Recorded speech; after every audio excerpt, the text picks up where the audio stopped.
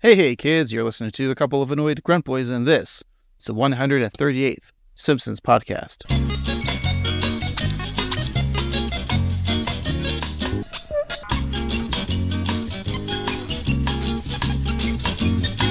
That's right, we are the Simpsons podcast that discusses the animated sitcom The Simpsons from seasons 11 and beyond and the newest episodes when they air. Why do we do it this way? Well, the entity known as Wheel of Random has cursed us to only watch those episodes because plenty of other podcasts out there have discussed the Golden Age, that of course being seasons 1 through 10, so we are tasked to find if there's any episodes from those seasons or the newer episodes to match those Golden Age episodes. And I say we because I don't do this alone. I'm just one annoyed grunt boy named Craig. With me on the opposite side of this microphone is the other annoyed grunt boy. It's Steve. What's new with you, Craig? You know, on this podcast, I think we've said some disparaging remarks about another podcast out there that we consider our mortal enemies, right? Yeah. But I found out that these women who do their podcast about a business from a TV show, you know, that business where you'd work in, that building, there's probably another word for it, but they said some things about, one of these podcast hosts. So I thought it'd be interesting to hear what they had to say about one of us. Oh, wow. This is exciting. Of course, you know, for those who don't listen regularly, our mortal enemies are the Office Ladies and their podcast, because we feel like they're doing what we do, but slightly differently and therefore worse. Well, let's just hear what one has to say about one of us. Craig is a lot of fun. Wow. Yeah, that was Jenna Fisher saying I'm a lot of fun. I mean, would you agree? You're not fun. A lot seems like a lot, but I mean, you're fun. One of the complaints I think we've gotten on this podcast, besides us doing impressions, is like my singing. I think I love to sing on this podcast, but you don't think I'm great. I mean, I appreciate the efforts, but yeah, I just don't know how good you are at singing. Well, listen to what they said. You know, if Craig sings, you want to sing. He's so infectious that way. Listen to these two professionals talking about me like that and my singing. And you just, like, poo-poo my singing. Usually takes a couple hours, but yeah, that's it's true. Wow. We've talked about on this podcast how you were in improv for a couple years, but we never talk about my improv. And I might have to let in a little secret about me and improv. In fact, they mentioned it, too. Craig and I got to do a scene together, and we got to improvise, and we had so much fun. The director actually came over and was like, "Oh my gosh, you guys have a lot of chemistry. You guys are good together." And we were like, "Yes, we are." Wow. And it's not just Jenna Fisher that's talking. You know, Angela had some things too. You and Craig got to do some fun stuff. And Ange, I know you had a thing with Craig. I did. Can't talk about yet? I can't talk about it yet, but it was so fun. Wow. I didn't even tell you, Steve. Yeah, I did a thing, and I don't know if there are enemies anymore. There's one more thing that Jenna had to say real quick. Okay. If you're out there and you think that Craig and I should be in something together, Make it happen. We have good chemistry, y'all. Make it happen. Mm-hmm. Yeah, we had good chemistry, Steve. I forgot to tell you all of this adventure I had, improv and doing a thing. Wow. I mean, you've been so busy working with both Angela, and it sounds like Angela and Jenna, and it seems like you guys are doing great stuff. So yeah, maybe those Office Ladies aren't so bad after all. They really aren't. They're great and wonderful. I can't help but feel a little left out. Why is that, Steve? Well, it's just a shame because like it'd be interesting if there was like, I don't know, a cast member from The Office with my name who was prominent in several seasons, like maybe even, I don't know, 7 seasons that they may have talked about, that they could have, like, you know, referenced to, and, you know, we could have done a little jokey thing where they used my name. Oh, using your name, Steve? Yeah, like if there's somebody from the American sitcom The Office named Steve. It's almost like you're saying, I'm so egotistical, I'm listening to the Office Ladies, and one of them's talking about working with Craig Robinson, and I'm like, hey, my name's Craig, let's make this a bit. And for the past 7 years, not putting your name into this at all. Yeah, like it's like Steve Carell was like the literal star of the show. And I don't even know if they even mentioned his name once in this podcast. They do. Prior to today, we consider them our mortal enemies. I didn't really listen to their show, so I don't know. But one would assume that his name, the name Steve, may have come up once or twice. But that's neither here or there. Look, I'm just going to admit that I've only started listening to their podcast when they started reviewing The Office seasons 8 and 9 because, as we know, that's the only good seasons of The Office. When the show started to get really good. Yeah. I'm glad Steve Carell left. Yeah, they cut out all the fat and like got rid of the dumb plot points and just focused on Jim and Pam being great people. And let's not forget our favorite, Brian, the boom mic operator. Yes. Best character on The Office. Really steals the show. We really shouldn't be talking about The Office because we're not The Office gentlemen. No. We're the Simpsons annoyed men boys. Yes. Annoyed boys. Annoyed grunt boys. Yes. So let's get into this week's episode of The Simpsons that we're here to talk about.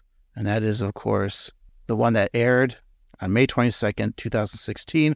Let's go take a look at what was going on in the pop culture of that time. Steve, what's everyone going to see in the theaters making that movie the number one in the box office? Well, Craig, it's funny because, in recent years, we've had all these great pieces of IP that were based on video games. We had the great Mario movie. We had the Sonic movie. We had that hit show, The Last of Us on HBO. And we even had, most recently, the Fallout show. But, it's kind of funny to think about these adaptations from video games that have been going on because the number one movie in the box office is everybody's favorite, the Angry Birds movie. Now, I have played the Angry Birds game.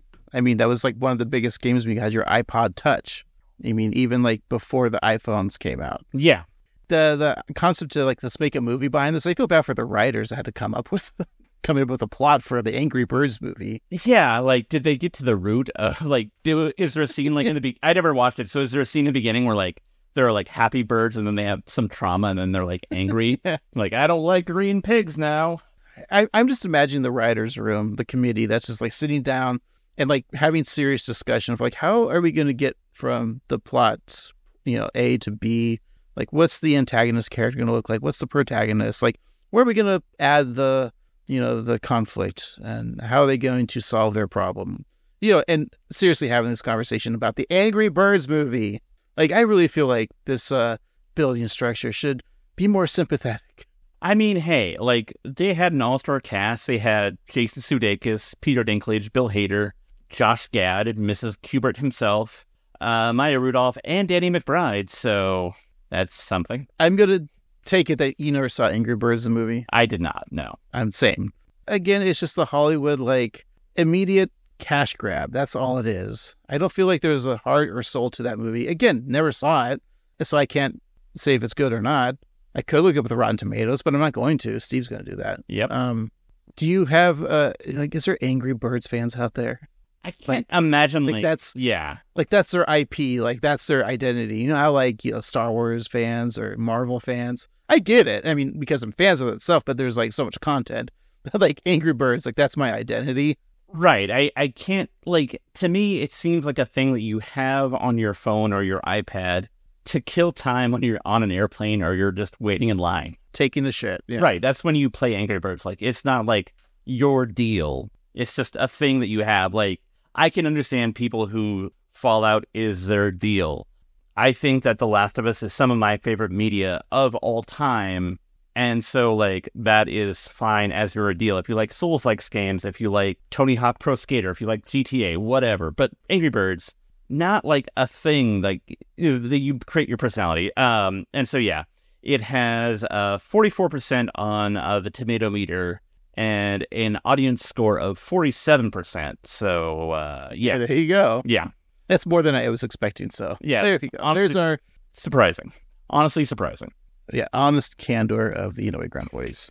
But while we were clearly not watching the Angry Birds movie, what were we rocking out to on our MP3 players or whatever? Well, it was One Dance by Drake featuring WizKid and Kyla. WizKid now is known as Wiz Adult. Dumb. But, that was the Billboard Hot 100, but we all like the hot rock alternative, and that was something that we all feel, and that's Stressed Out by 21 Pilots. I gotta say, that's too many pilots.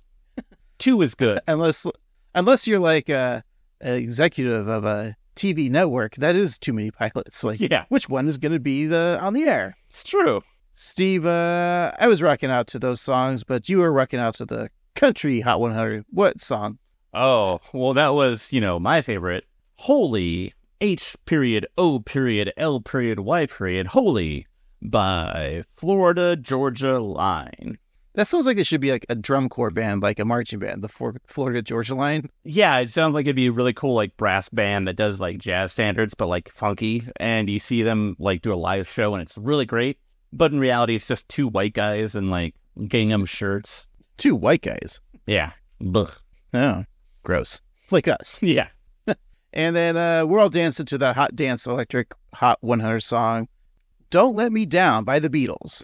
Oh, no, not the Beatles. No. It's Don't Let Me Down by the Chainsmokers featuring Daya. Yeah. Isn't that lactose-free cheese, Daya? I think so, yeah. It's funny that you'd have a healthy cheese alternative with a bunch of chain smokers. That seems confusing. Well, Steve, I think we should just get on with this week's episode. Orange is the New Yellow, in which Marge is arrested for letting Bart go to the park unsupervised. While Marge enjoys the welcome break from being mom and wife in jail, Homer struggles to manage all the household responsibilities. Sounds like a cookie cutter of an episode, Steve, but maybe we'll be surprised. Maybe. All right. We're going to take a little break and come back and discuss. Sounds good. We'll be right back.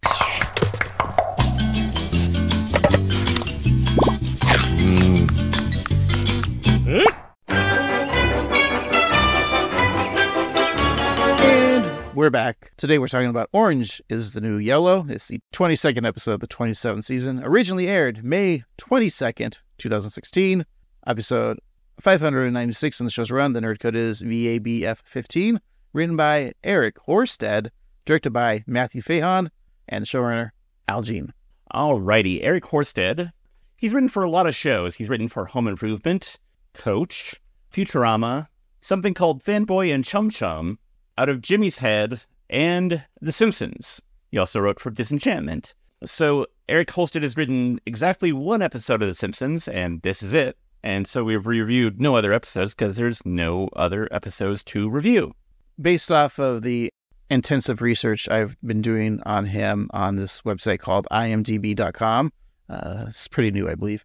He's mostly known for being like a producer for a lot of shows, but for writing credits, he's done 20 episodes of Futurama. He's done a couple episodes of Blackish, 2 episodes of Disenchantment, and then this one, of course, of The Simpsons. But, for us sitcom fans, he had 12 episodes for Coach, which Oh, yeah. I believe is a sitcom that I know you and I both love, Coach.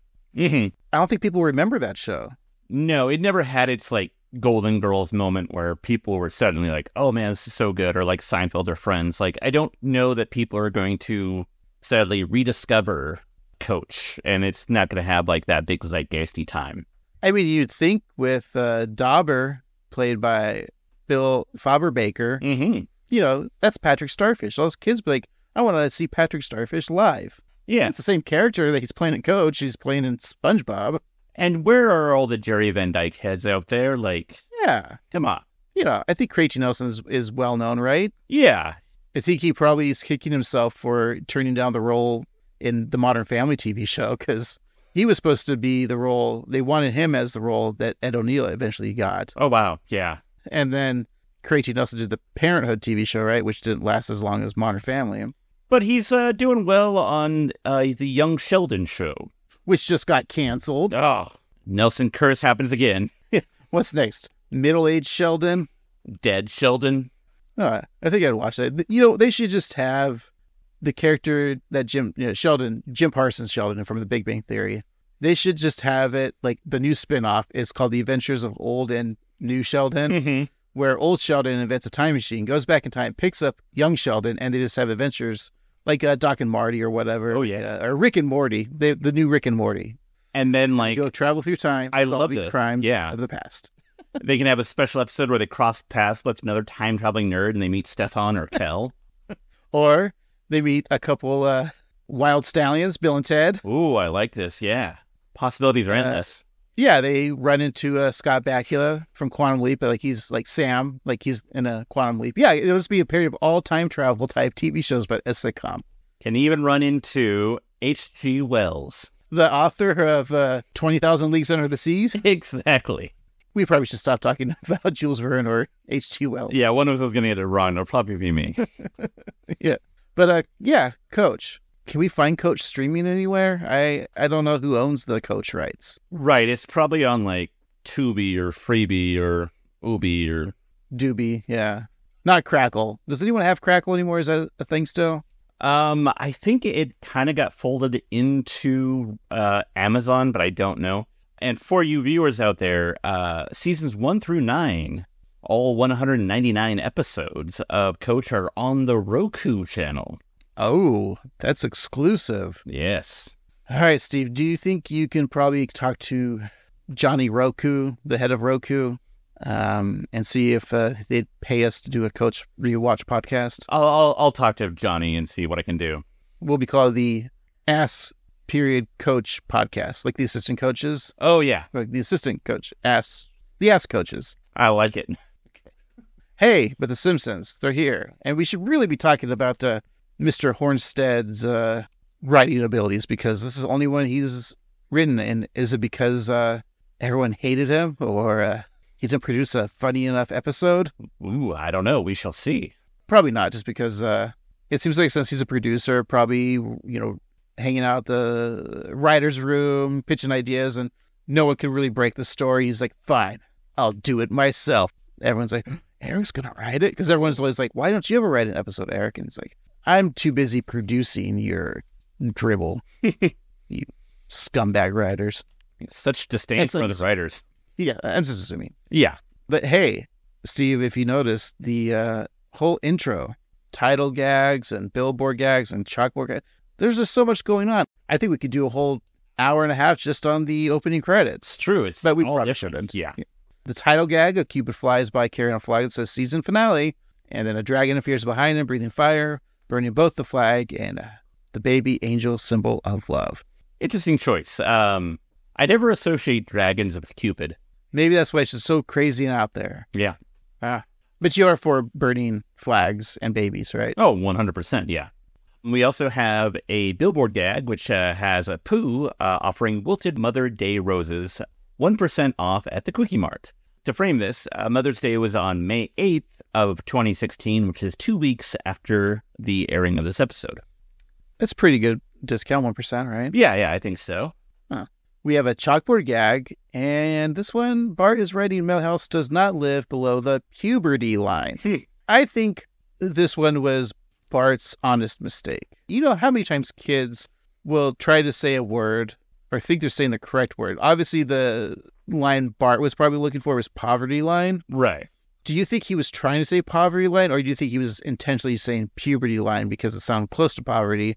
And it was just laughing because he has just started like sex ed in 4th grade, and I'm going to say the PE coach, what's his name? The guy that's bombardment. Coach Corrupts. Yeah, Coach Corrupt is probably teaching the boys sex ed as much as like when we were in elementary school, it was always the gym teacher teaching us sex ed. Yeah. Because they're qualified physicians. So he's probably talking about puberty, and then Bart's laughing, and then in class is about Millhouse below the puberty line. Or, like I said, is it poverty line? Yeah, we'll see. They're in 4th grade. Most of the kids are 10. I'm guessing that most of the kids are below the puberty line in that they're not really started puberty yet. Maybe they have. I don't know. I haven't checked. So I think that probably Bart just misspoke. Or, maybe Miss Krabappel was talking about pubic hair and pheromones and all that, and Bart did make a reference to his best friend's pubes, which are presumably blue. Isn't that a song, My Best Friend's Pubes, that used to be mine? All right. We have Lenny falling off the ladder in the power plant. He shouts, not again. So that's an added addition, right? Mm-hmm. Also, Lisa is in class. Like, I know that she, from time to time, does change up instruments, but she's playing the theremin, which, it happens to be one of my favorite instruments that doesn't get enough love. And then we go to the couch gag, which is about half this episode. Sure. But it's fun. So another added little detail is when Homer's crashing through the door or the car's hitting him, he's holding a manual from Shop, an inspired Swedish furniture warehouse thing that sells baby meatballs. Sure. Yeah. And so the manual opens up to show the family in the style of an IKEA manual. Marge asks Homer to build the couch, and Homer calls Shop to get the materials and asks Bart to build it for $1. But Bart refuses. So Homer throws the manual in the trash bin and collects all he needs: tools, 3 cans of Dove beer, 3 donuts, and 5 hours of time. So Homer starts building it, not without accidents, and 10 hours later, Marge enters the room to find him passed out drunk on the pile of unbuilt furniture pieces and demands Homer to do something. Homer proceeds to collect a rock to break Flanders' window, steal his couch, and bring it home, much to Ned's rage. Do you enjoy putting together the IKEA furniture? I really do. I know that people talk about IKEA furniture as being kind of cheap and shoddy, and some of it is, but you get what you pay for. You know, if you're paying literally $5 for a table, you shouldn't expect it to last forever. So yeah, I think it's a fun and easy challenge to put together IKEA furniture. Also, I really like shopping at IKEA. I know that for some people it is stressful, especially for like people in relationships. I don't know why, but some people like tend to fight in IKEA, but I find it to be kind of fun and interesting. And so yeah, I really like IKEA and everything that they offer. Yeah, I recently put together a new bed frame. That was fun. It wasn't from IKEA, but you know, it's like you're playing adult Legos, right? You got to read the instruction book. That's what Legos teach you when you're a kid, like to read instructions, follow instructions, and then when you're adult, you can drink beer and put things together. Exactly. And it's interesting because the way that our generation and the generation after us is growing up without kind of this mentality of like the tool shed and working with your hands and building stuff, that's why they always come with an Allen wrench, because they assume that most people don't have tools of their own. And, you know, for a long time, the only toolkit that I did have was from IKEA. So, yeah. How many of those, the hex keys, Allen wrench, right? Yeah. Hex keys. How many of those like do you just have? Oh, yeah. Because of that, like, I'm sure they're all in a drawer somewhere because I hold on to them because I assume that I'm going to need them, but I never am. Yeah. I know the one that when I put the bed together, the hex key wrench had also a Phillips head screwdriver on it. So it's like 2 in 1. Nice. Assuming that the people don't have a screwdriver. And look, I have a screwdriver once or twice a week. It's great. Yeah. Especially if the orange juice is fresh squeezed. Did I say once or twice a week? I meant once or twice an hour. Of course. But should we just get on to the actual full episode, Steve? Yes, and our episode begins, as it always does, at the end of the day at the Springfield nuclear power plant. Lenny shouts, "Quitting time." Carl shouts, "Quitting time." And Homer cries out, "Thank God it's Friday." Lenny reminds him that it's actually Thursday, but Homer figures that it's all the same difference and tells his coworkers that I'll see them on Monday. And in a scene that I particularly enjoy, the stuffed bear in Mr. Burns' office is ready to go home as well, putting on his little bowler cap and heading home. So is it now canon that that's actually not a dead stuffed bear? It's just a living bear that gets paid to pretend to be dead for 8 hours a day? It's a pretty good gig. I mean, yeah, I think so. Yeah, but you got to hold your arms up like that. Try doing that for 8 hours. Yeah, I figure that bears have, like, hibernation training, so they know how to, like, just sit still. Or is it a person in a bear costume? Oh, that could be. And if so, that's the job that I want. I also like how Lenny's reminding Homer that, no, it's actually Thursday. And like, Homer just like, yeah, he knows. He's not going to go to work on a Friday. Why would you? Yeah. I mean, because we'd all know that Homer, does he even need to go to work anymore? No. Right. He's got some sort of weird tenure or just, Burns won't fire him. He's tried many times. Mm-hmm. They're part of a union, right? Maybe he's just a union dude. They can't fire him. Why we should support our unions, because then you can be a Homer Simpson and do your half-assed job and show up whenever you want. Yeah. Unions are great. Mm-hmm. Well, Homer calls Marge to let her know that he's heading out the door. Marge, at home preparing dinner, asks if he's sure, since sometimes people say they are out the door when they really haven't left yet. That's a pet peeve of mine. Mm-hmm. Like, yeah, I'm ready. I'm just almost out the door, but they're still like, taking a shit or something. Right. Or like, they're like, I'm on my way, and they're not even like dressed yet. It drives me crazy. They're still in their bed. Yeah. Yeah, I'm on my way. They're sitting in their underpants, playing with slot cars. Yeah. So as Homer calls those people horrible, horrible liars, which we agree, Marge fine-tunes her sauce with the help of Maggie, who adds seasoning as needed. Very cute touch. Just as Homer tells Marge that he'll see her soon, he's greeted by Monty Burns, who needs his help holding up one end of a poster that reads, Montgomery Bird says, safety first, last, and always. The poster depicts a bald eagle with Burns' head holding an inanimate carbon rod in one talon and a whip in the other. You almost said paw. I know, but I remembered, because I know my taxonomy, birds don't have paws anymore. It's talons now. Yeah, birds only have maws, because all the paws just fly away and abandon their child. So sad. Probably why the eagles go bald. They're all stressed out, like, where's my daddy?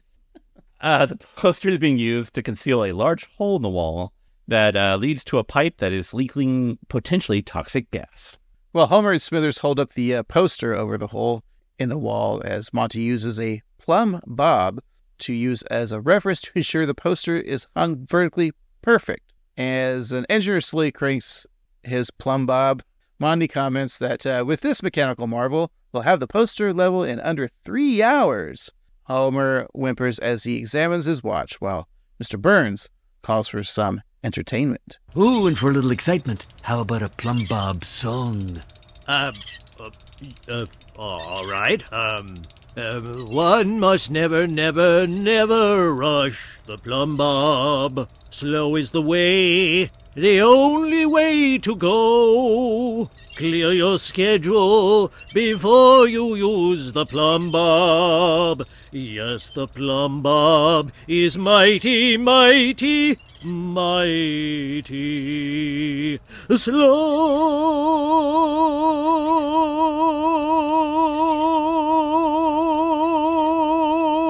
Did you know about plumb bobs before this episode? Of course I did, Steve, because I'm a carpenter from the 17th century. Great. Are you going to explain what a plumb bob is? Yes. Or do I have to do that? Well, as we all know, a plumb bob level, or plummet, is a weight, usually with a pointed tip on the bottom, suspended from a string and used as a vertical direction as a reference line or a plumb line.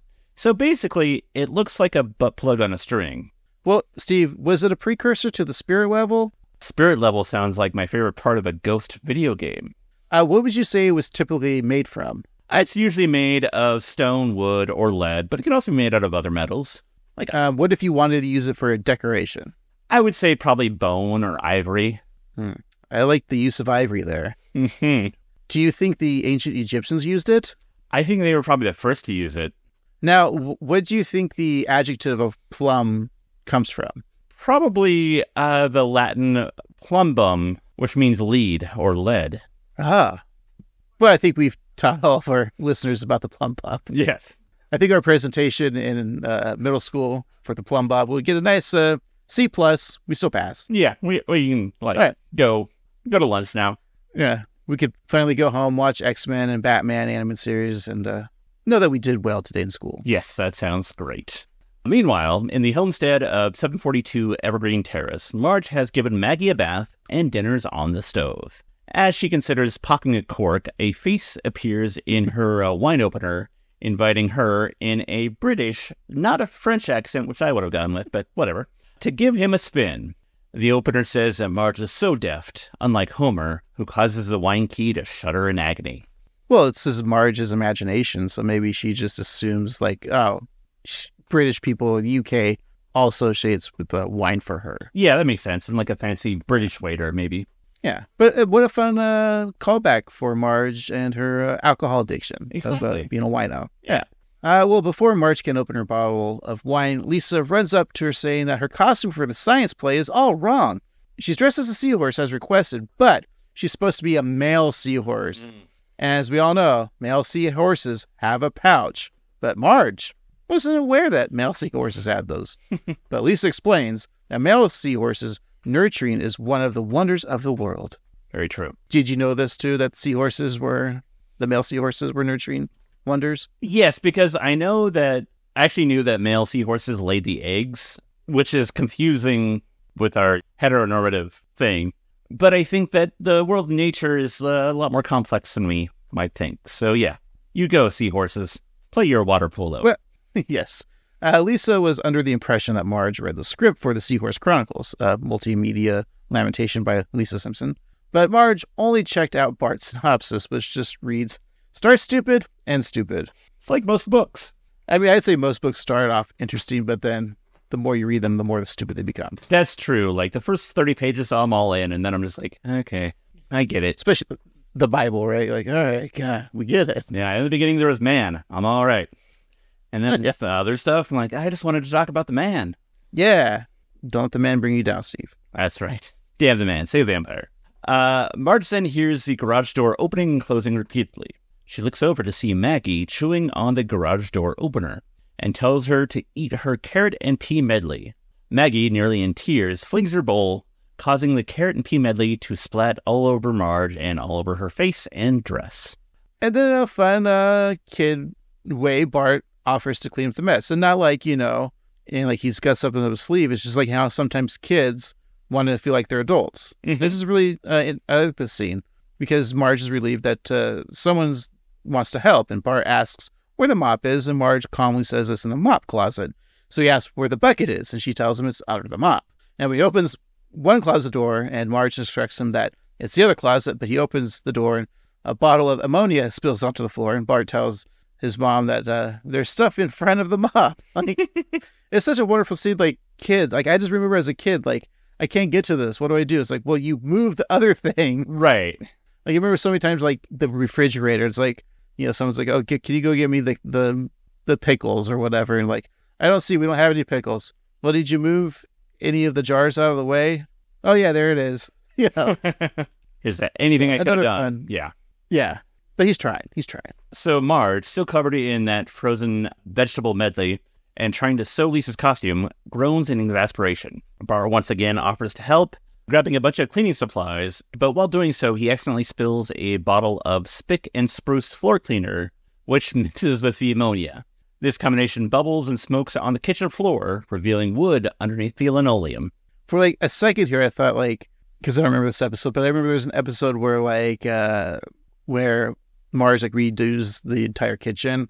And for an instant I thought like, oh, is this like a setup for like the B story where they discover there's like under the linoleum is like this nice hardwood floor that she used to remove the linoleum and fixes up the kitchen, but it's not the episode, so I don't know why I'm talking about it. I don't know, but that would be kind of fun to watch.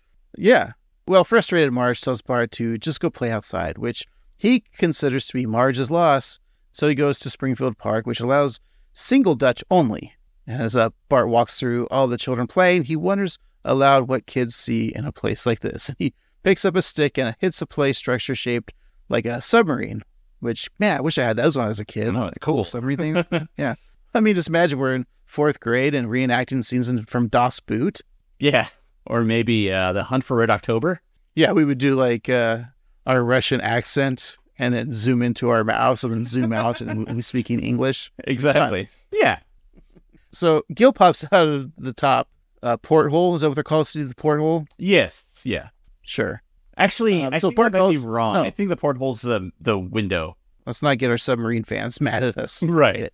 But Bart calls him the genie of the sub. And what I call the genie of the sub is Jared Fulton. But now not so much anymore. Anyways, good old Gil wishes he was a genie since they get a lamp and a carpet, which is more than he has in that play structure. Well, Bart wasn't aware this park was full of losers when he is greeted by a schoolmate. Hey, Martin. Bartholomew, this playground has safely stimulated my imagination. What the hell are you talking about? Martin, who's your new friend? Mother, don't blow this for me. Fine, I'll just go sit and talk to his mother. Where is she? I'm here by myself, but I have a safety number. Moe's Tavern, Homer ain't here. And for once, that's the truth.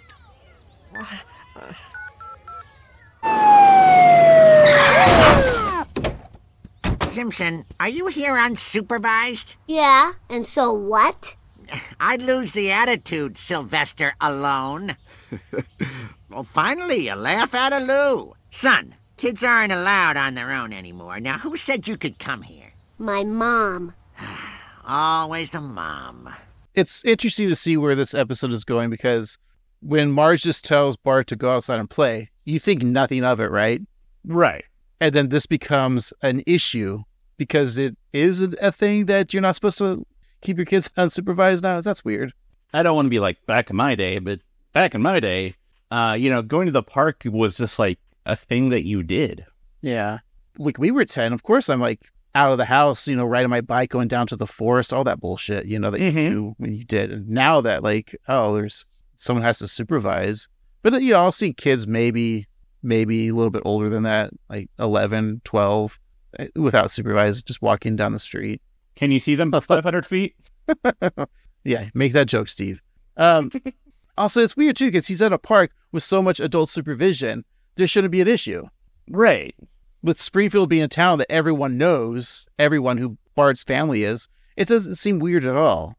No, and Martin's mom's right there, then she can supervise him. And they should be more concerned that Gil is there just hanging out in one of the kids' playground equipment. Right. That's kind of creepy. It is. Yeah. So Chief Wiggum, Eddie, and Lou speed down Evergreen Terrace, hitting Ned Flanders, who's just outside checking the mail. It's funny because in that clip they hit a little seahorse ride thing in the playground, and then they hit Flanders. So a lot of hitting of people. So the squad car with the license plate number 1 doofus stops at the Simpsons household and runs to the door. Marge opens up with Lisa's costume in one hand and a sewing needle in the other. Seeing the needle as a threat, the police all cock their guns a lot and point them at Marge. And it's a good thing that she's white, because if she's a person of color, she'd probably be dead. Not a political podcast, but ACAB. Well, Marge lets out a sigh of exhaustion before asking what Bart did now, and Bart says that he was just playing nicely in the park. And Marge begins to scold him, but then realizes what he said. So Clancy tells Marge that her children need to be supervised, and then he instructs Eddie and Lou to take her away. And Marge asks who will watch their kids if they take her away.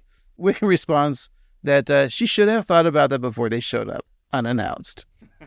This scene is so fun for, Wiggum the jokes, but it's also this happens too. In any situation in life, you're punishing me for something that I didn't do. I will correct it, but now you're making me have it to do this thing that I got punished for. Yeah, it's almost not funny because it's just so accurate. It's like when you suspend a kid in school for attendance issues. What does that do? I mean, I know it's an old joke, everyone knows it too, but it's like banks, you overdrew your account. Yeah. You don't have the $2. So sorry, we're taking away the invisible $35 that you don't have either. So it's fuck you guys.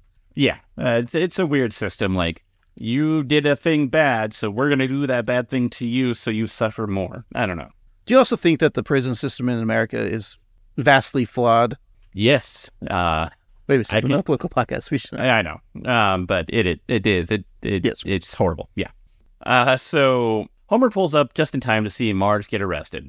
Wiggum tells him that a mother at the park saw something she disapproved of, and luckily for Bart, the mother overreacted. Marge, handcuffed in the back of a cop car, wipes away the grime in the back window to get one last glance at her family. So Clancy then sits next to her in the back, explaining that he gets car sick in the front, despite the fact that when he pulled up in the car, he was sitting in the front and Eddie was sitting in the back. So kind of a blunder. Cancel the show, Steve. Okay. Anyways, hey, let's check out what's going on with the good old Kent Brockman, who's at the Springfield courthouse reporting on the story. How what must be a very slow news day. Our top story, a Springfield mother has been arrested for an outrageous negligee. Sorry, I'm being told it's negligence, which is very boring. Judge, I don't understand. When I was a kid, we used to go out and play and not come home until dark. I see. Bailiff, incarcerate Marge Simpson's mother. Thanks for ratting me out, Marge. With all due respect, Judge, this is wackadoodle. Nobody cares about their kids more than I do. Liar! Marge is right, Your Honor. My email password is Bad Dad. Yeah, Judge. If you want to know who should be in jail, he weighs 240 and smells like onions. It is not within the purview of this court to determine how fat and smelly your father may be. Woohoo! Mrs. Simpson, 90 days.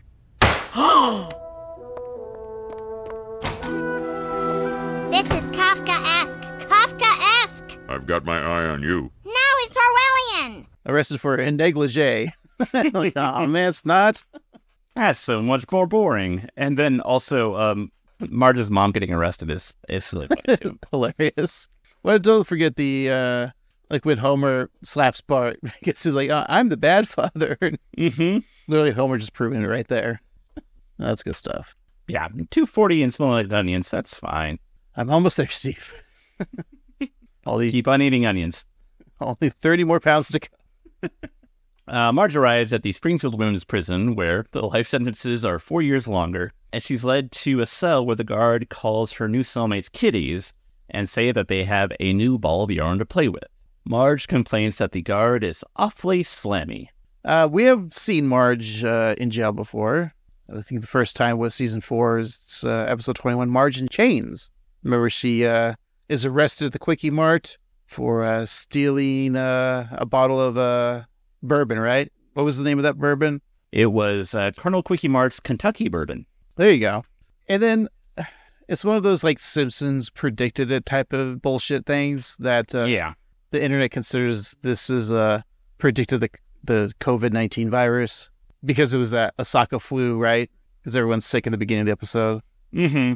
Yeah. No, there was always like some sort of like flu virus going around at that time that you always saw on the news. I think this is only like flu virus. The COVID one was the only time we actually had to do like a quarantine. Yeah, because we didn't do it for the bird flu. No. We'll probably have to do it soon for the bird flu again because I think they're finding it in milk now. What about lemonade? That is safe, but around the corner, watch out because the fudge may not be so safe. I feel like we've been doing this joke in every week now. But here's another fun thing. Marge in Chains. Steve, who do you think wrote that episode? Jules Verne? No, it was H.G. Wells. Ah, damn it. Cut again. No, it's former writers for Disenchantment, much like the author of this episode, Eric Horsted. It was Bill Oakley and Josh Weinstein. That was their first episode. Wow, that's amazing. Much like, so this is the first and only at this point for Horsted. So do you think if you want to be a writer for The Simpsons, you have to write about a character in prison for the first episode? Just Marge. Yeah, yeah. And so like maybe like Aaron Sorkin wrote an episode of Marge going to prison, but like they're like, it's too wordy, too much walking and talking, so you can't be a writer on The Simpsons. He's like, fine, I'm going to write about a president instead. Sports night. Or about a sketch comedy show that airs once a week. It's going to be weirdly serious and very important. But the same concept will be vastly superior and last for 7 seasons. Yeah, and everyone thought the other thing was going to be a success, and it wasn't. All right, well, she then goes to her bedding on a bunk, but one of the inmates tells her that newbies go on the top. And Marge asks where the ladder is, but a cellmate just slams both bunk beds down, as another asks if Marge has been claimed yet. Marge isn't sure what she means, but another woman clarifies, saying claimed by one of the book clubs. The first inmate then explains what they do in prison. And back at home, Homer finds some much-needed help from the community. Yeah, we read a little, dig a little, read a little, dig a little, kiss a little, dig a little.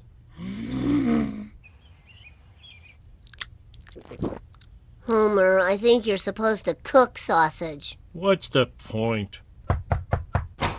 Well, hi there, Homer. I know a time like this is when a man really needs his neighbor. Yeah, well, thanks for the check-in. Well, this is more than a check-in. It's a chance to do good for us boys in the hood. Just call us NWA, Neighbors with Appetizers. Wow, I really am the richest man in town. Not rich in money, but in what really matters. Pity. And what happened to Marge is a wake-up call for us all. There's no greater crime than half-assed parenting. Kirk, where's Millhouse? On the leash, baby, on the leash. He's too far. Retract, retract! Bro, why'd you pull me back? Some new kids were just about to give me a chance. And then Kirk, you didn't play in the clip, but also adds that he tells Milhouse not to try anything new, adding that he could have married a woman who didn't look exactly like him, but that would have been crazy. It's a fun little scene there. Yeah, Marge in jail, Steve. Of course, they had to get a little bit of lesbian jokes in there, right? By the kissing and whatnot. But look, you're in jail. You're gonna make friends that way, right? I mean, sure, yeah. I would assume, like, I don't know. It makes me uncomfortable. I don't like prison. I know jail's your most scared thing. Yeah. But would you do the thing that they say to do is you go up to the biggest, toughest guy and then like punch them and try to beat them up? Would that be your go-to strategy? I mean, I think mentally that would be my strategy, but like probably once I had to do it, I'd be like, hey, big guy, do you want to be friends? Can I do your math homework? We have homework in prison, right? We could have like a she's all that situation where I tutor him to be smarter and he can make me the prettiest prisoner in all of the cell block. I don't know.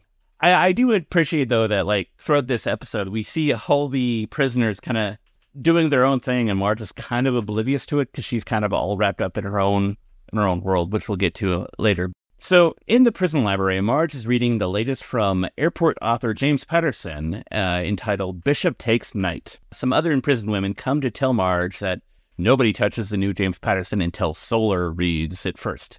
And then we see Solar tower over Marge with her fired red hair and sun tattoo on her neck. Scary. So Marge offers the book to Solar, but Solar knocks it to the ground. And the other inmate says that Solar wants Marge to pick it up. And the women laugh and mock Marge, asking if she's scared. As Marge bends over, picks up the book, and then growls, headbutting Solar, causing her to fall down. Like, it's funny, too, because, like, her hair is stiff. Like, there's no, like... It's almost like, she's got, like, hard ears under there, right? Because she's a bunny. Yeah. So Marge points her beehive at other women, asking if anyone else wants a taste of blue thunder. And one simple woman asks that she does. So Marge smacks her with her hair as well. Marge reminds her fellow inmates that the library is not for smoking weed, but for, get this, reading. What? Yeah. I think it could be for both. I mean... Yeah, well, in Portland it is. Yeah. It's for sleeping, smoking weed, and pooping. I love libraries, honestly. Like, they're great. Yeah, why don't you go marry one, Steve? If only I could. But I already got a pretty cool wife, so I won't do that. I want to say that while the title of the episode is a reference to Orange is the New Black, because it's Orange is the New Yellow, and some of the inmates are clearly modeled after characters from the Netflix show, we don't have any voices from that show, but Natasha Lyonne was featured prominently in the show, has appeared on The Simpsons. She's been on the show 3 times, playing Sophie, Krusty's daughter, in The Nightmare After Christmas, E! My Sports, and Marge the Lumberjill from seasons 28, 30, and 31. But before Natasha Lyonne played Sophie, it was played by Drew Barrymore in the season 12 episode Insane Clown Poppy.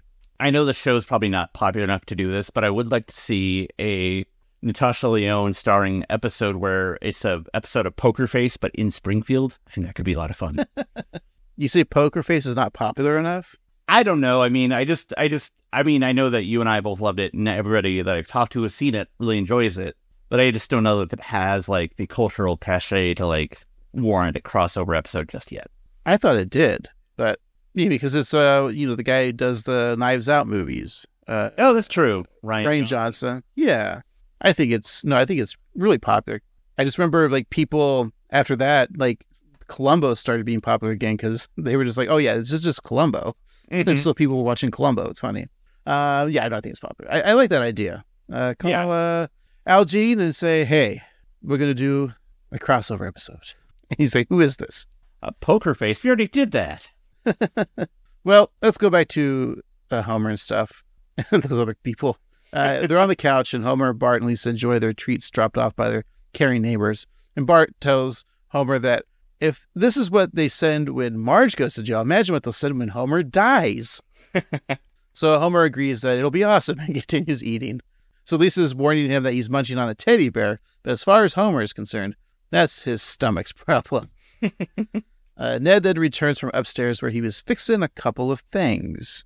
Okay, Homer, I just changed all the linens, diapered the dog for modesty, and replaced the batteries and the smoke detectors, which were all bad. One was just a candy dish with a red light painted on. Was there any candy in it? There is now. Oh, Flanders, it turns out there's a good side to you after all. Well, sir, maybe I know a little bit about what it's like to lose the lady of the house.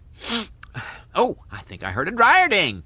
Thank you, Mr. Flanders. Tell your boys I want to hang. Flanders is great. I've always said that. But we can't forget your mother. It's just the idea of Homer, like, oh no, There's probably like a fire inspector coming to inspect the house. He just paints a candy dish, puts a red on it. Figure it out. Or, maybe that's what the builders just did. I mean, maybe it's still left over from the hurricane and when they rebuilt the house. Oh, no, that was Ned's house. Never mind. That's Ned's house. Yeah. Yeah. He got his revenge. But Ned nice enough to add some candy to that candy dish. It's very sweet. Homer then imagines Marge with Ned's mustache and shudders in horny ecstasy. So yeah, maybe they could become like a throuple because, I feel like Marge... They should. I mean, yeah. That's a good episode. I mean, Ned's all lonely and... yeah. Meanwhile, in the garden of the women's prison, Marge finds some joy of her own watching her first prison flower bloom. She thinks to herself that she may just be starting to like life behind bars, and a guard announces that it's time to exercise. And Marge never finds time to work out at home and wonders aloud if this is prison or a spa. And then, as Marge walks away, a woman is hit in the head by a 2x4, reminding everybody that this is, in fact, a prison. Well, at the dinner table, Homer asks if there are any more chocolate chip muffins, and as Lisa tells him that only muffins with caraway seeds are left. Homer becomes crestfallen, saying that he misses Marge so much. Shockingly, the gift baskets haven't solved anything. Bart then discovers that the muffin that looks like a blueberry actually has M&Ms in it. Everything's okay, but for how long, Steve? Gift baskets, yeah, those solve everything, right? Mm-hmm. I've not known anybody to go to prison, but when people die in your family, they do a lot of that where they like drop off food, which is a very kind sentiment, but then you're just left over with like a lot of okay dishes. I don't want to sound ungrateful, but yeah. There's a scene, and I can't believe I'm quoting this, but from the Christmas Story sequel that came out a couple of years ago with the kids all grown up. Mm-hmm. Underrated Christmas movie, by the way. I think it's a good movie. There's a scene because, spoilers, the old man has passed on, so they're at the house, and all the neighbors just have casseroles, and it's gross to me because all they're doing is like, oh, we're reheating casseroles. I'm like, oh, yeah. You just like can sense that scene and be like, how long have these casseroles? And all we're doing is eating these neighbors' casseroles, and then you gotta take all the casserole dishes back. This is the casserole. I just don't like the name the casserole. It's not a fun. It doesn't like appetize you. Like, ooh, what are you making for dinner? You say, oh, spaghetti and meatballs. That sounds awesome. Mm-hmm. But if I say, oh, I'm making a casserole, you're like, fuck. And I even like casseroles, but yeah, it's the name. It is a disappointing name, like a casserole. It just sounds like disappointment. If I say I'm making you lasagna, you're like, ooh, great. But if I say I'm making you a tomato-based casserole with some meat and some cheese in it. Yeah. It sounds like, it's true. I don't roll with these casseroles. Even though casseroles aren't in this, they're all gift baskets. But there's always like something in the gift basket too that no one's going to touch. Right. Yeah. And like they say, like you'll get some good muffins. Like I've never had a muffin with M&Ms. Sounds great. And chocolate chip muffins, great. But yeah, caraway seeds, come on. Muffins are just cake without frosting. It's true. Stop kidding ourselves, people. It's not healthy. It's not like a better option. It's just disappointment. No.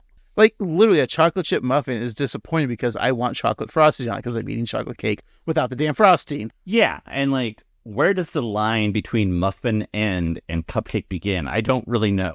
A few years ago, when we were introduced to cake pops, we're like, what the fuck? Come on, people. What's next? Cake pie? It's a pie, but then a cake? Sounds confusing, but I like it. All right. We'll get to work on that after the podcast. Alrighty. So on her weekly call home, Marge listens as Lisa tells her how much she is missed. Lisa then says that she has a field trip form that needs signing, and she thinks that mailing it to the prison would be easier than trying to get a signature from Homer. Bart interrupts that call, asking for a shiv for show and tell, preferably one with blood on it. Homer takes the receiver and asks Marge if his blue pants are done at the prison laundry. Lisa butts in once again to remind Marge about her field trip form, and Bart cries out for a shiv with blood. So Marge hangs up, and Homer assumes that the dial tone is the electric chair. So Marge is in her cell and enjoying an early bedtime while another prisoner is choked with a club. The next day, Marge gets a visit from Homer. And then he thought it was the electric chair. 8 o'clock, lights out. Really? 8 o'clock? I get to go to bed. I don't have to clean a sink full of dishes or write a paragraph with topic sentence for Homer.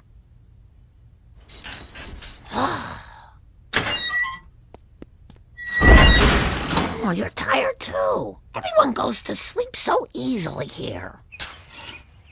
Marge, your positivity is contagious. I'm starting to believe I really will show everyone. Simpson, you got a visitor. Oh, gee, now. It's a shame to go inside. Okay, let's move in the body now.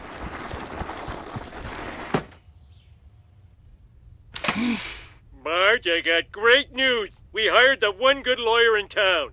Yes, Mrs. Simpson, I got you off on a technicality. Since your husband never filed for a birth certificate, Bart isn't legally your son. Then whose son is he? Dun, dun, dun. I'll say Mo.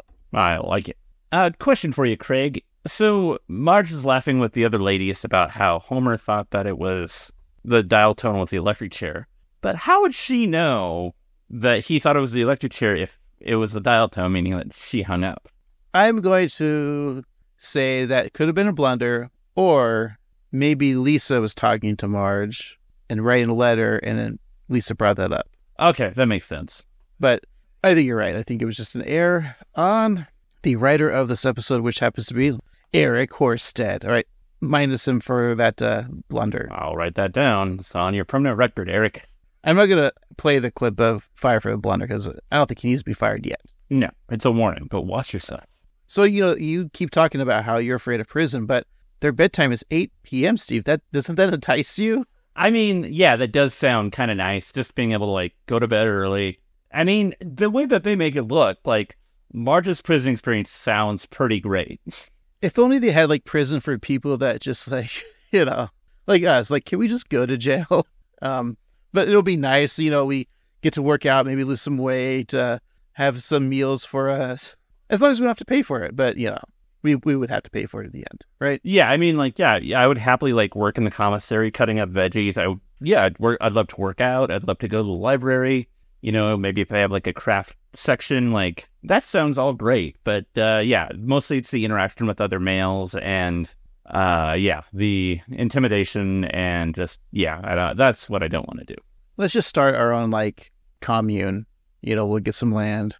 We'll put up some barbed wire, too, so people can't escape or come in. We'll start spewing our political, religious ideas, and hopefully the people will follow us and say, yeah, we agree with you. I like this idea. People working together, raising each other's children. We'll have to have an arsenal of weapons, of course, just in case the man comes down on us, right? For sure. Yeah, I think it's great. Let's do this. I like this idea. It'd be not exactly a cult, but basically a cult. Yeah, no, I think it'll be a cult. So that's what I'm going for. Okay. I mean, as long as we get to drink some Kool-Aid, I'm happy. I like that. And before anybody says anything, I know it was Flavor Right, not actually Kool-Aid. Did Kool-Aid lose a lot of money from when that happened? I think they did, and unjustly, because it wasn't actually Kool-Aid. It was Flavor Aid. Flavor Flav's brother. Okay. Well, Marge sits silently, and Homer wonders why she isn't saying anything. After all, she's free. So Homer then warns her of big changes that have occurred during her incarceration. Like how that girl at the coffee place, the one that left, well, she came back. So Marge will have to get accustomed to that. Marge is stunned that she's free, and Homer thinks she's just in time, as Bart is claiming to be in another dimension. But Homer figures he's just hiding in the closet. But 90 days. Marge feels that she has promised 90 days in prison. So she grabs a gun from the guard's holster and fires it into the air. She tells the guard that he has to give her more time. Homer cries out for Marge to stop since he can't go to another school meeting. He hates how everyone just asks about their own kid. Which, yeah, that makes sense. The guard asks Marge if she likes shopping because she just bought herself 2 more months. And fun thing, that's Kevin Michael Richardson, who was considered a guest star in this episode, but now he's a regular cast member playing people like Dr. Hibbert. Just the animation of Marge grabbing the gun and firing in the air. Hilarious. Well, as Marge is locked up, she apologizes to Homer. He asks about where the dishwasher soap goes, but his question is cut short by the slamming of a prison door. Marge then lets out a sigh of relief. Depressed, Homer looks into his local tavern for comfort. Marge would rather stay in prison than come home to me. I have to re-examine my entire life. Yeah, maybe you could start by not bringing your kids to the bar. Yeah, it's kind of funny. Homer takes his kids to a saloon, but Marge is in jail for being a bad parent. I guess somebody up there likes me. Do you like him? Not really, no. I've got to change. Show Marge I can help around the house. More than just turning up the TV when she vacuums. I've got to become the perfect homemaker. I like the cameo from God and Jesus. It's nice seeing them on the show. Homer, bad parent, keeping the kids in the bar. Also, referring to Moe's as a saloon is kind of funny. It is, yeah. So Homer imagined himself as a matriarch of a 60s sitcom, much like the Donna Reed Show. And if you play the opening credits to the Donna Reed Show, you see how, basically they're going beat by beat for that. So in a black and white world, a rotary phone rings. Homer, resembling Donna Reed in a dress and pearls, picks up the phone and hands it to Marge, who is wearing a smart suit and tie. Homer then hands a stack of books to Lisa and a single book to Bart as he laughs, sending them off to school. He then picks up Maggie, who kisses Marge goodbye. Homer thinks that he's been missed, but Marge pops her head in to kiss him as well. Homer then plops on the couch and chugs a bottle of gin. The phone rings again, and Homer just tosses the gin bottle at it. Gin is arguably one of the funnier liquors, and just him plopping down on the couch with a bottle of gin is very funny to me. Yeah, this is one of my favorite sequences in the entire episode. Yeah. Well, back at Moe's, Homer remarks that he was doing so great, but it turned out he was a secret alcoholic. Moe says it was a good thing. It was just Homer's imagination before handing Homer a beer, which he quickly chugs. The next day, Homer complains that when he agreed with other parents that they'd all take turns watching the kids, he never thought it'd be his turn to watch the kids. The camera pans out to show Bart, Nelson Ralph, Sherry O'Terry, Martin, and Wendell all on leashes, pulling Homer down the street. And I'm not a parent. There's a couple instances of kids on leashes, and I always think that's weird. I get it, and I know it's an easy way to keep track of your child, but I feel like it's demoralizing to both parent and child. But that's just me.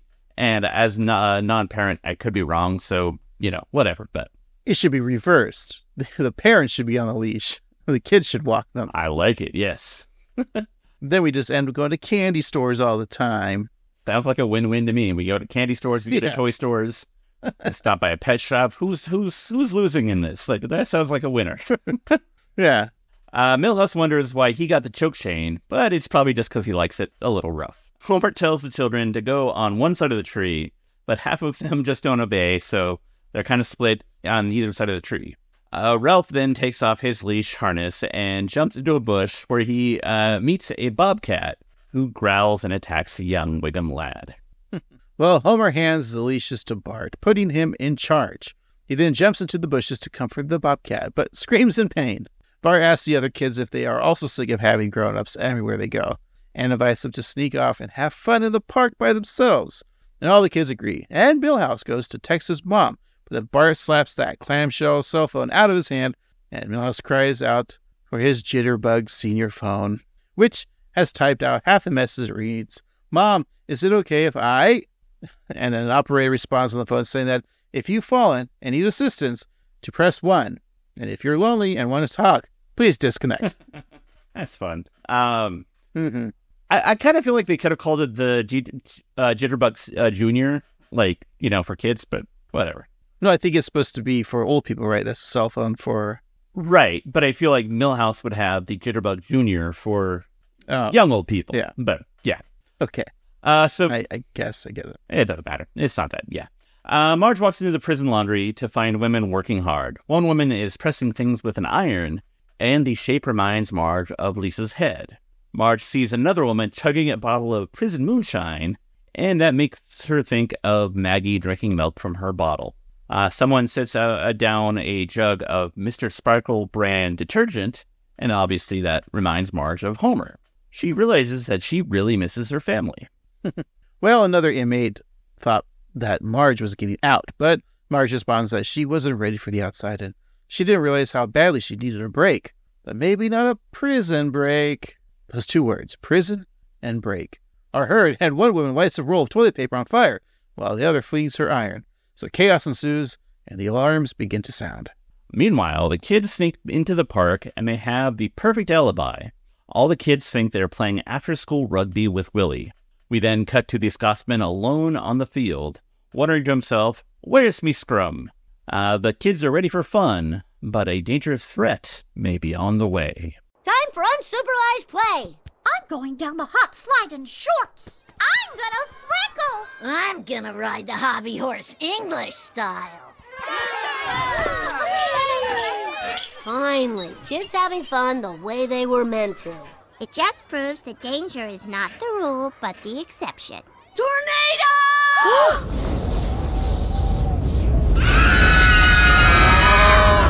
This is Kent Brockman covering 2 of the biggest stories of the year. A tornado and a prison break. While I report safely from the Channel 6 Emmy Watch bunker. Arnie Pie, what's the situation? I'm about to die, Kent! And worst of all is the fact that your voice is the last one I'll ever hear!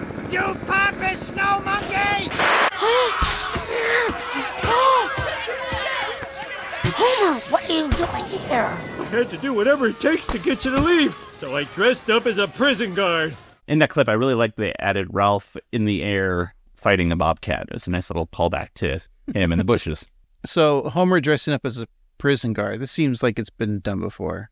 Yes. So Homer did dress up as a prison guard in the episode The Watering Juvie, which we did talk about in our 217th episode in March of last year.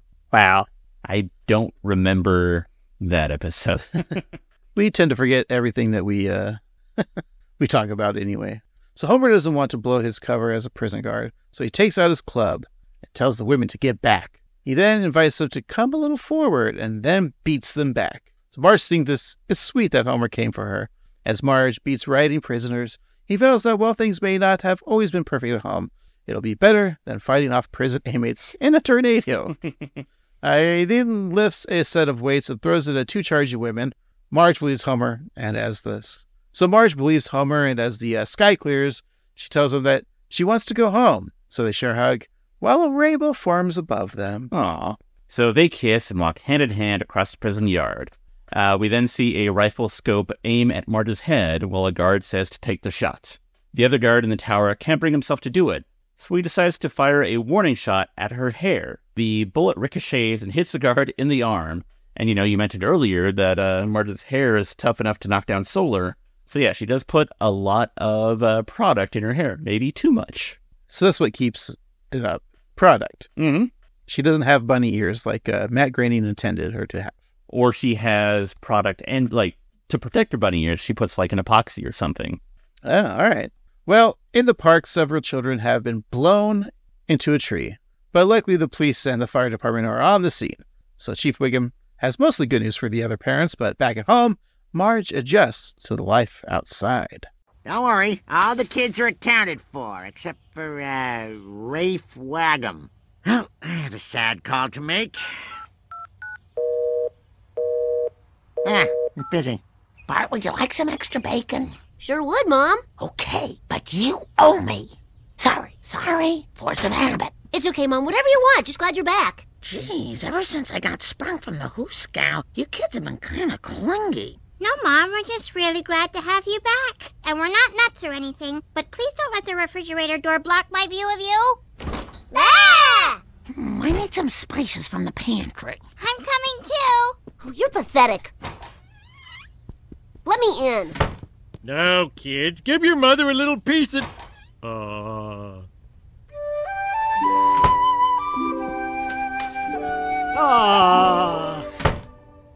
want to say 2 things. I love you guys, and we're out of peanut butter.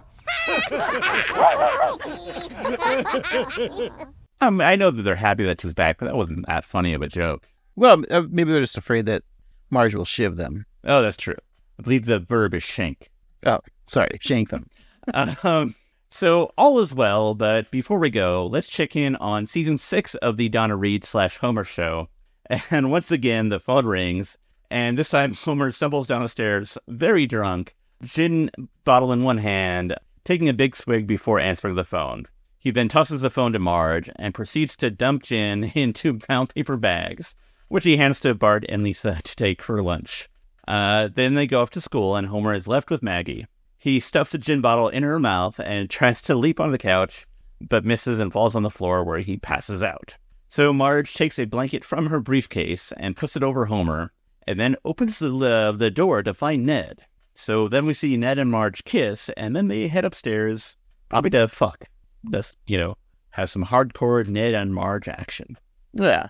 These Donna Reed bits pretty great. Yeah, really fun. This was a fun episode to watch with you. Thank you. But I need to take a little break, and I need to gather my thoughts, and you should do the same. So we're going to do that, come back, and wrap up this week's episode. Sounds great. We'll be right back.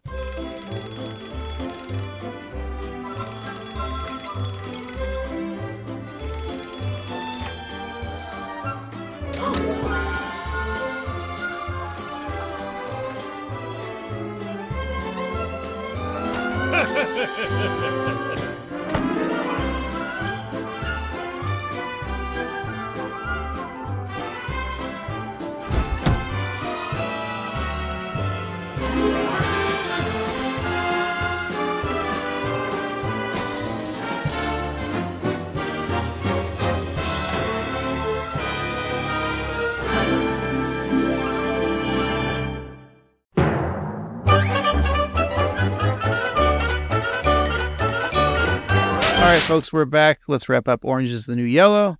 We'll talk about some of our favorite jokes, favorite scenes, maybe an MVJ. We'll give a little review, find out what we're watching next week. But before we do that, we like to give the gift of giving.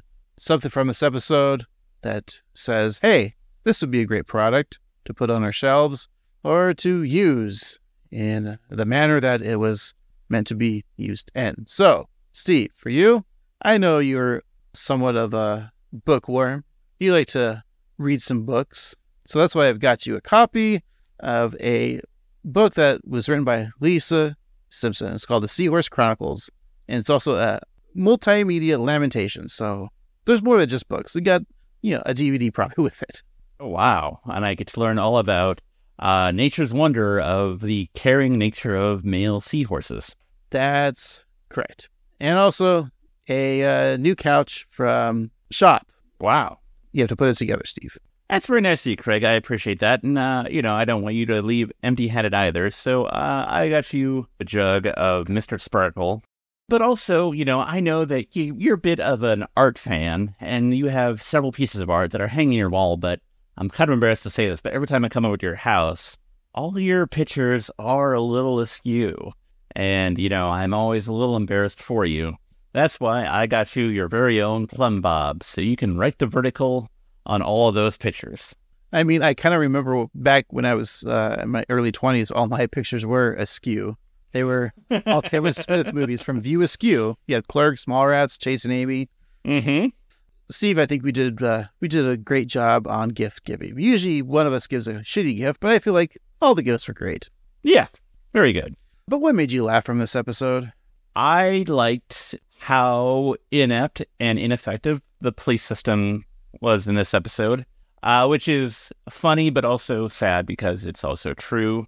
Kent Brockman saying she had a negligee instead of negligence, always funny. The running gag of the women in prison kind of doing their own nefarious things that Marge was oblivious to because she's just enjoying the break. I thought that was funny. I think the addition of Ralph in the sky with the bobcat, very good. And just even like when Homer's at Moe's and we see Maggie playing with the pool ball adjuster. But I do have to say that probably the funniest bit of the show was the Donna Reed show bit. It's such an obscure pull. Like, to pull from any sitcom from the 60s in 2016 is a bold move.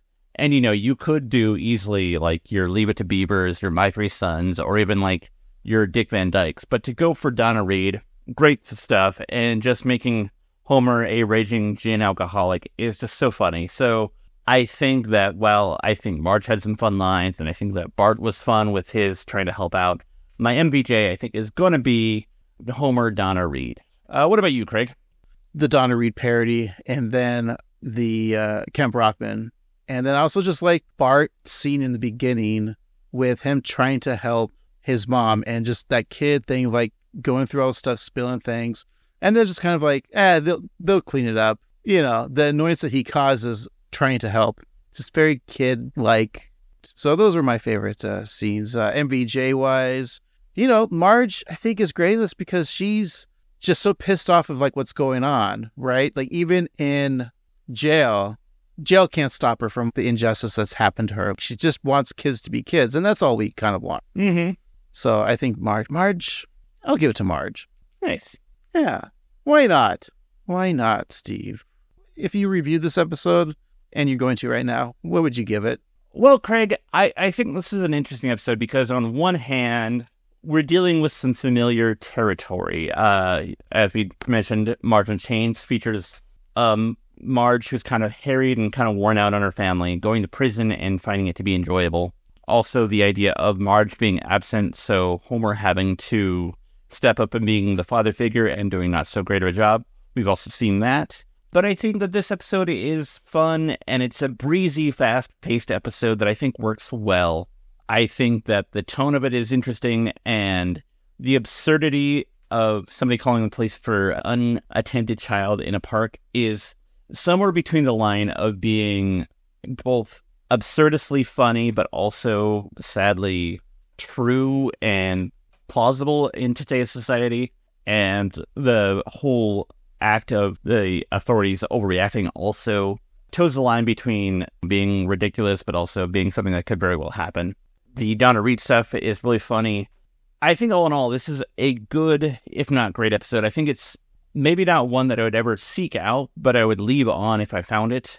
There's a lot of parts in it that I like, but I think the sum of it is a little lacking in originality, but I think it makes up for it in just being a fun episode with like some good humor in it. So I think all in all, it's a decent episode. And so if I had to give it some sort of ranking, the title is obviously a parody of Orange is the New Black, which had 91 episodes on Netflix. And so from Taylor Schilling to a Laura Prepon, I'm going to give this a solid Uzu Aduba.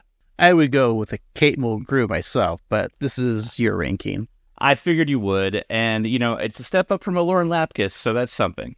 This was a fun episode, and I think it's the pedigree of Eric Horsted. When he wrote this episode, even then, like, is such a seasoned sitcom writer. Like, this guy, I think he knows how to write the sitcom. And, like, the episodes that we saw, or we talked about that he wrote for, like, Coach or the Tim Allen Home Improvement, like, I think this episode could easily put it into, like, a live-action sitcom. Besides, like, obviously, like, the Donna Reed stuff and maybe the stuff with Homer and the Bobcat and Wiggum. But I think you're right. Like, this idea of, are we coddling and protecting our children too much that laws have to be put into place for this sort of thing? Now, I know we have said on the podcast, like, well, back in my day, and this is what everyone does as soon as they get older, you know, once they reach that certain age, they'll say, well, back in my day, this happened. Well, back in our days, like, we were coddled way more than the generation before us. And same with the generation before them. You know, I think if you look at American culture, like, the boomers were, like, the first coddled people because, you know, before then, they're just making kids, as many as they can, because they got to work on their property, the farm. And if some die, they die. Right. I think it's going to go, you know, further and further. There's going to be certain things where, you know, maybe we're overprotective of our kids. It's just going to be interesting to see what happens in the next 20 years of parenting. And, you know, probably the robots are going to be the ones that are raising the kids anyway, right? That's right. I'm ordering a Rosie the robot from the Jetsons. You know, that's going to be my way of raising children. Since this was the season finale for season 27, it had this nice kind of like season finale episode feel to it. Yeah. I enjoyed it. It's one that I would definitely watch again. So if I gave this a ranking, I think my algorithm now, like for me Googling lots of words about child abandonment laws is going to bring a lot of red flags up now. Because, you know, I'm trying to find a ranking. So I'm like, prison time for child abandonment in the state of Oregon.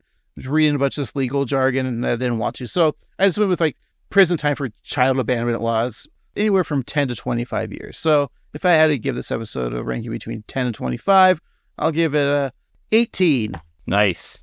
The message was great, and we all could think about it for the whole summer until the season 28 premiered, right?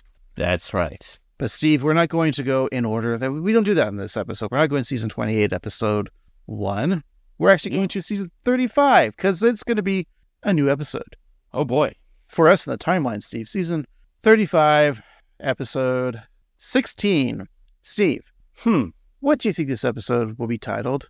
The episode that we talked about this week was called Orange is the New Yellow. This is a reference to a Netflix show. And, they've already done Stranger Things, so they're not going to do that. There's no reason to assume that it'll be related to this episode for any reason.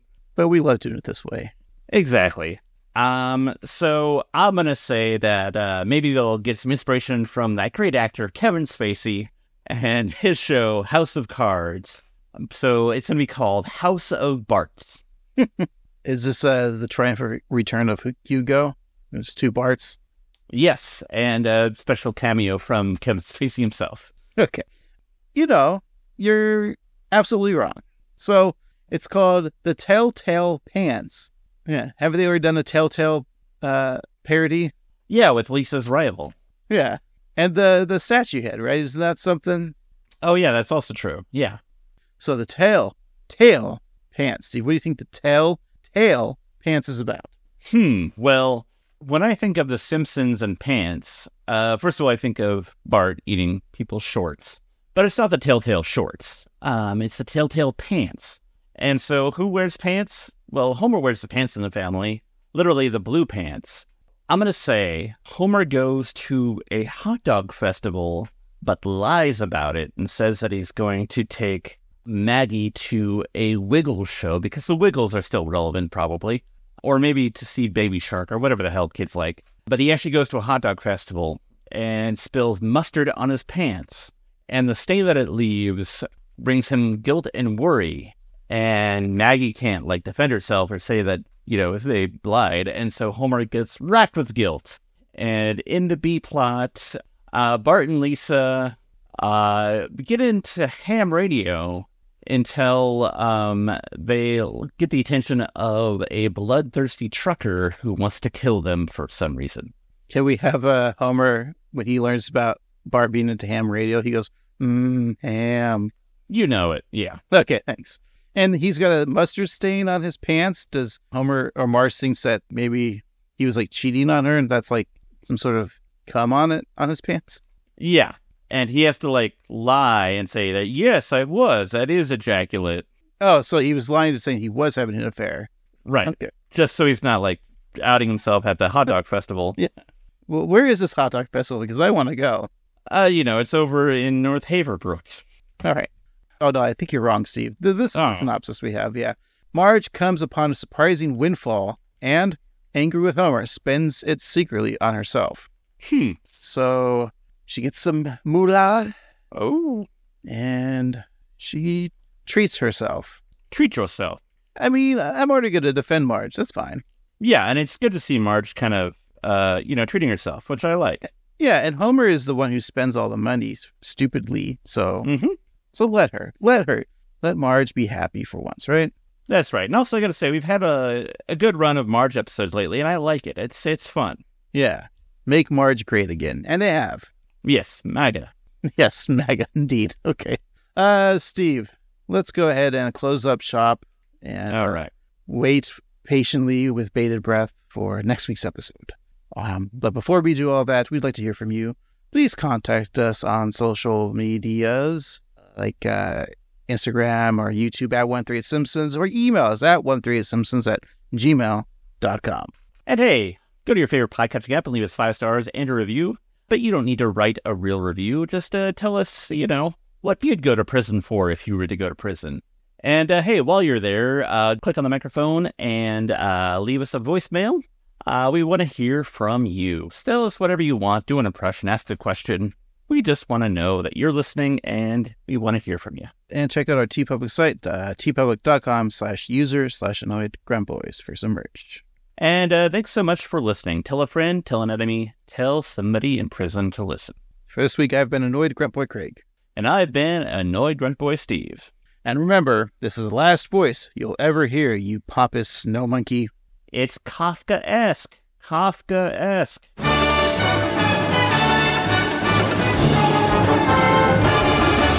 I'm gonna ride the hobby horse English style.